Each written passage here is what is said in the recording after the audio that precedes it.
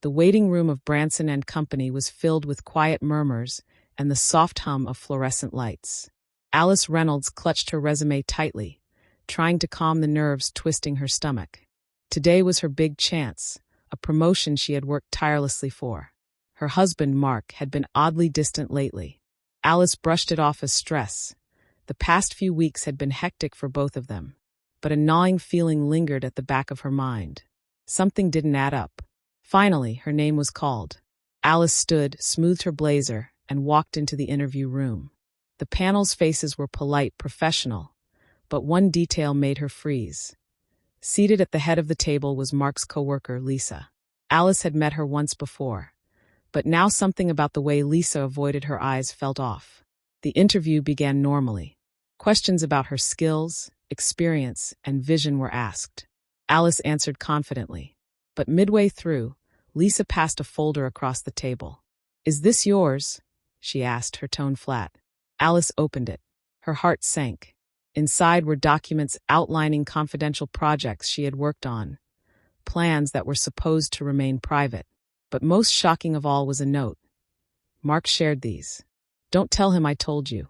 Alice felt a surge of disbelief, anger, and heartbreak all at once. Her own husband had betrayed her, not in the romantic sense, but in trust, respect, and professional integrity. The man she had shared a life with had secretly jeopardized her career. When the interview ended, Alice excused herself politely and stepped into the lobby. She called Mark immediately. "Mark, why?" she demanded, her voice shaking. Mark's voice was defensive. "Alice, it's not what you think. I thought if you didn't get this promotion, I could help you later." "Help me? By betraying me?" Alice's voice cracked. "I trusted you. We share everything, our lives, our plans, and you went behind my back." Mark stammered, trying to explain, but Alice had already made up her mind. She hung up. The following days were tense. Alice reported the incident to HR, and a thorough investigation began. It turned out Mark had shared sensitive information with colleagues in the hope of influencing the outcome. His help had been reckless and self-serving. Alice focused on rebuilding her career independently. She networked, worked overtime, and completed her projects with unwavering determination. Colleagues began to notice her diligence and integrity.